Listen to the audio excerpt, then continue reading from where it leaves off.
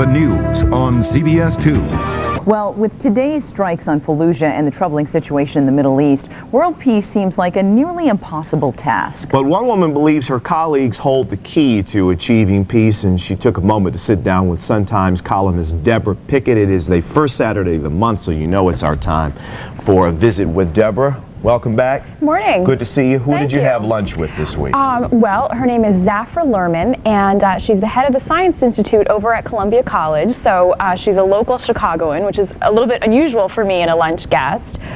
Someone who I'd been hearing about for years. You know, her name seems to pop up every now and then.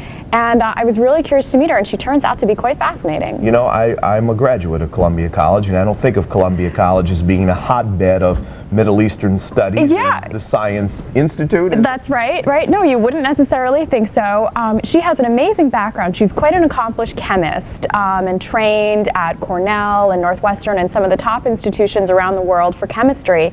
But her real interest, she's an Israeli by birth, and her real interest is in finding a peaceful settlement between the Israeli and Palestinians, and she thinks that scientists hold the key to doing that. And what about scientists hold that key? Well, you know, that's what I wanted to find out.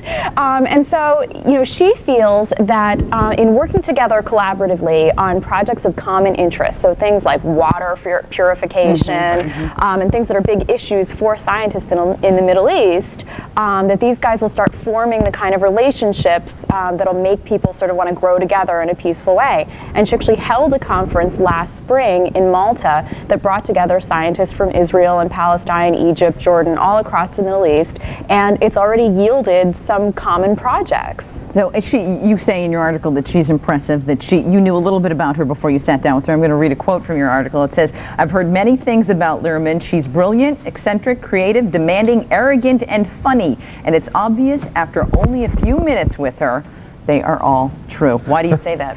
Well, you know, it's as soon as I walked in, she's one of those people who just absolutely took over the interview. And I'm used to talking to a lot of kind of big name celebrities and folks who are really used to having a lot of media attention. But this was a person who really did not give me a chance to get a word in. I was going to say, was it a nonstop monologue? Absolutely, it was. Yes, I was taken to school on not only Middle East politics, but also chemistry, biological science, and a few other subjects that I realized I needed to learn a bit more about. Very interesting.